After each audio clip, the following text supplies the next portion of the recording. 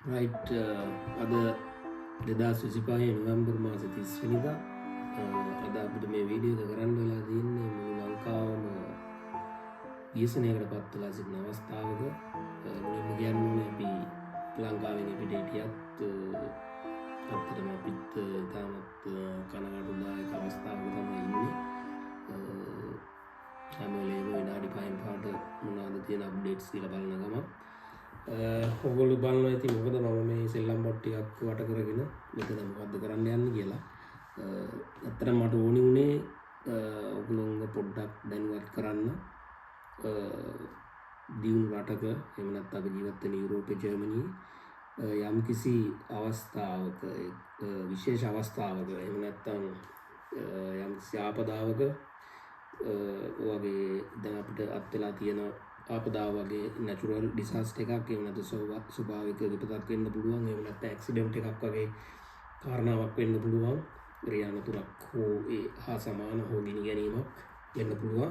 ඒ වගේ අවස්ථාවක මෙවැනි රටක ඒකට දායක වෙන එම අවස්ථාව මැඩපවත්වා ගන්න දායක වෙන ආයතනවල වාහන ටික තමයි මම මෙතන ඉස්සරහින් තියලා තියෙන්නේ. උදාහරණයක් විදිහට ගත්තොත් පොලිසිය, ඊට පස්සේ ගිනි නිවන හමුදාව, පොලිසියේ යාත්‍රා බලගෙන හෙලිකොප්ටර්ස්, ඊළඟට මේක කියන්නේ රෙටුන්ස් එහෙම නැත්නම් රෙස්කියු හෙලිකොප්ටර්ස්. මේ විශේෂ හෙලිකොප්ටර්ස් තියෙනවා මෙඩිසින් වලටම හදපුවා. අපේ ලංකාවේ තියෙන ඇම්බියුලන්ස් වගේ ඒගොල්ලෝ උඩින් ගිහිල්ලා හදිසි අවස්ථාවක එම පේෂන්ට්ලා ගේන්න පුළුවන් විදිහට ඒකට විශේෂයෙන් හදපු හෙලිකොප්ටර්ස් තියෙනවා. මෙහි ඒකේ ආකෘතියක් තමයි මේ තියෙන්නේ. ඉතින් වීඩියෝ එක මගදී ඔයගොල්ලන්ට බලා ගන්න පුළුවන් යම්කිසි උපද්‍රවයකදී එහෙම නැත්නම් ඩේන්ජර් එකකදී කොහොමද මෙම ආයතන එම ව්‍යසනයක් හෝ වේවා ඇක්සිඩන්ට් එකක් වේවා ඊට පෙර ඒගොල්ලෝ කොහොමද ක්‍රියා කරන්නේ, ඒ අවස්ථාවේදී කොහොමද මේගොල්ලෝ උදව් වෙන්නේ සහ ඒකට තියෙන පෙර සූදානම මෙහි ජර්මනියේ විශේෂයෙන්ම අපි නිතර දකින දේවලුත් එක්ක තමයි මේ වීඩියෝ කරන්නේ. ඒගොල්ලෝ කොහොමද පෙර සූදානම් වෙන්නේ කියලා මේ වීඩියෝ එක බලනකොට ඔයගොල්ලන්ට පොඩි අයිඩියා එකක් ගන්න පුළුවන්. ඊට අමතරව ගවර්න්මන්ට් එකට පුළුවන් අයිඩියා එකක් ගන්න ඒගොල්ලෝගේ ඩෙවලොප්මන්ට් වලට කොහොමද අපි ආපදාවකදී මුහුණ දෙන්නේ කොහොමද කියලා පොඩි අයිඩියා එකක් ගන්න. මම දැක්ක ලංකාවෙත් ගොඩක් දැන් ආපදාවලට මුහුණ දෙන්න පුළුවන් විදිහේ කට්ටිය හදනවා. ස්වේච්ඡාවෙන් කට්ටිය ඉදිරිපත් වෙලා ඒක කරනවා. බදුල්ල පැත්ත මම දැක්කා එම ආපදා මුල්ස්ථානීය කමිටුවක් හදලා විශේෂයෙන් මතක් ගන්න ඕන ડોක්ටර් පාලිත හොස්පිටල් එකේ බදුල්ලේ ඒගොල්ලෝගේ ප්‍රධානත්වයෙන් පුහුණු සැසී ඒ වගේ දේවල් කරන එක ඉතාමත්ම වගේ කරන්න ඕනි. මේ වගේ උපද්‍රවයක් ඒ වගේ ව්‍යසනයක් වෙනකොට ඒකට කොහොමද ඇටෙන්ඩ් කරන්න කියන එක කලින් පෙර පුහුණුවක් කරන එක හොඳයි. මේ වීඩියෝ එකේදී ඔයගොල්ලන්ට බලා ගන්න පුළුවන්. ඒ වගේ කොටස් කිහිපයකුත් තියෙනවා මම එකතු කරලා. අපි බලමු ඉස්සරහට මොනවද වීඩියෝ කියන්නේ කියලා.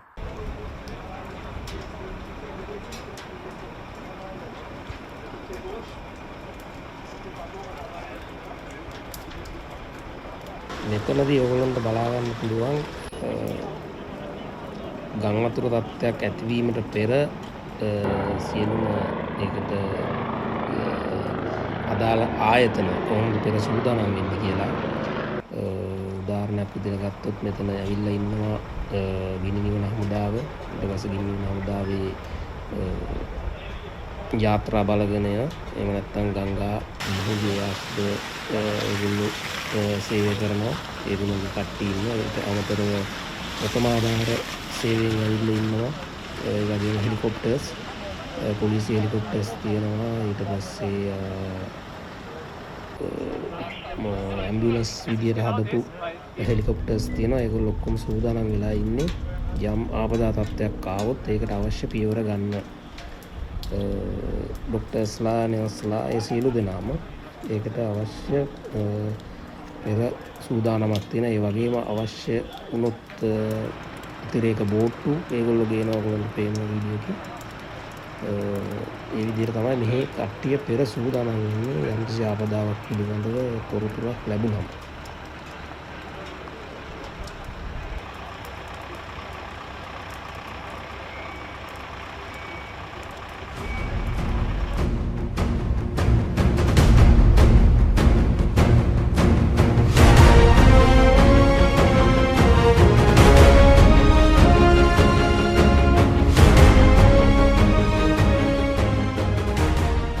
ඔන්න ඔය විදිහට තමයි ගං වතුර තත්ත්වයක් හෝ නායාමක් වගේ තත්ත්වයක් එමත් නැත්නම් ඇක්සිඩන්ට් එකක් වෙන්න පුළුවන්. ඒ වගේ වෙලාවට මෙන්න මේ ඇම්බියුලන්ස් එකක් විදිහට හදපු හෙලිකොප්ටර් එකකින් ඒ විශේෂ කාර්ය මණ්ඩලය ඩොක්ටර්ස්ලා සහ නර්ස්ලා ඒ විදිහට ගොඩබිමෙන් ළඟා වෙනවට වඩා ඉතා ඉක්මනින් සහ ගොඩබිමෙන් ළඟා වෙන්න බැරි නම් මේ ආකාරයට හෙලිකොප්ටර් එකකින් ගිහිල්ලා අවශ්‍ය මූලික ප්‍රථමාධාර සහ ඒ අවශ්‍ය කටයුතු සිදු කරනවා. ගොඩබිමෙන් ගේන්ඩ අමාරු අවස්ථාවක් නම් ඒ හෙලිකොප්ටර් එකෙන්ම ඒගොල්ලෝ ළඟම තියෙන හොස්පිටල් එකට ඒගොල්ලෝ අරගෙන යනවා. මේක මේ ගහලා තියෙන නෝට් ආර්ට්ස්, ඒ කියන්නේ හදිසි ප්‍රතිකාර වෛද්‍ය සේවාව කියන එක තමයි ඒකේ ගහලා තියෙන්නේ. ඊට අමතරව මෙතන ඔයගොල්ලන්ට බලන්න පුළුවන් මම අර කියපු මුලදී මම සඳහන් කරපු පෙරහුරු වැඩසටහන. මේක ඉතාමත්ම වැදගත් කාරණාවක්. අපිට කොච්චර ටීම් එක හිටියත් ඒගොල්ලෝ අප් ටු ඩේට් නැත්නම් මේ ප්‍රැක්ටිස් එකකින් හිටියේ නැත්නම් හදිසි අවස්ථාවක මුහුණ දී ගන්න බැරි වෙනවා. ඒකින්ද මෙහි සෑම සමහර වෙලාවට මාසෙකට සැරයක් වෙන්න පුළුවන්, සති දෙකකට සැරයක් මේ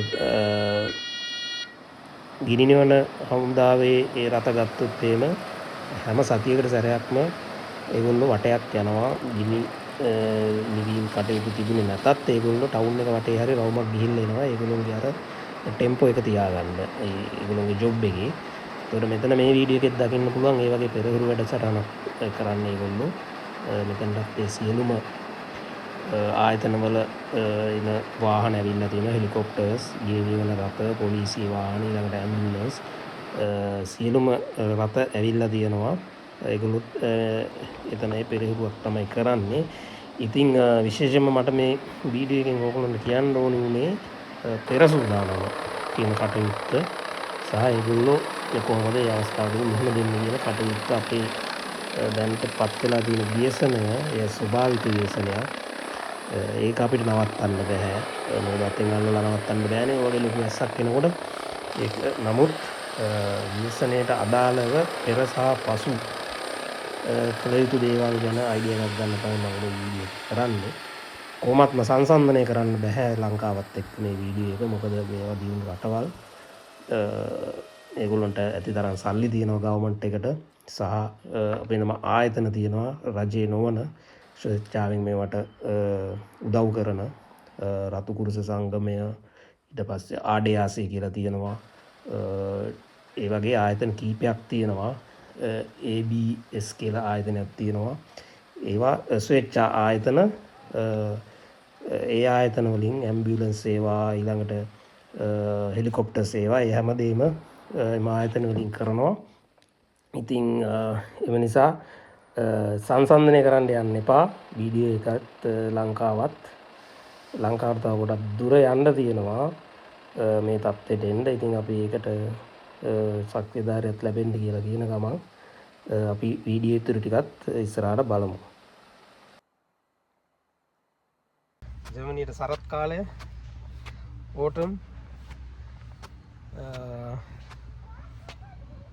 ඉතින් ඔක්කොම ගස්වල පාට වෙනස් වෙලා මොන තේන ඇති. තැඹිලි පාට, රතු පාට, කහ පාට, දම් පාට, කොළ පාට ඒ විදිහට. ඉතින් ඒ කාලේ එනකොට ගස්වල කොළ හැලෙනවා.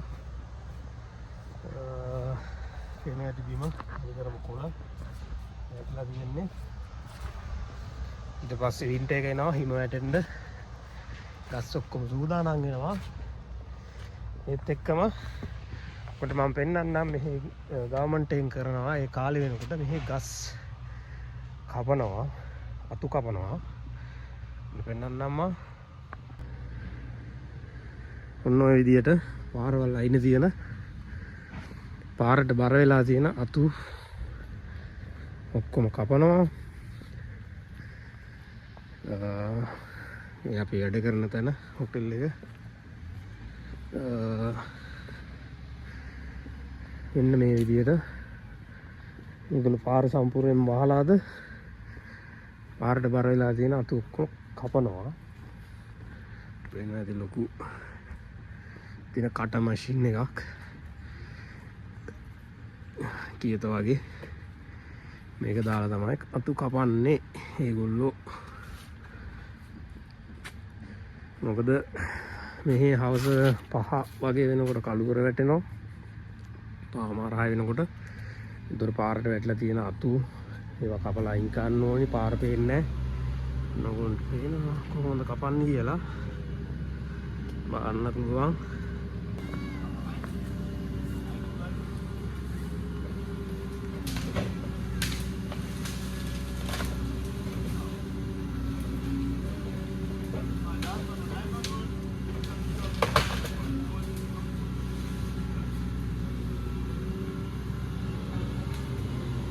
ඔය විදියට අතු පිටින්ම මුලින්ම ගහම පොඩි කපලා එළින්ම ගන්නවා.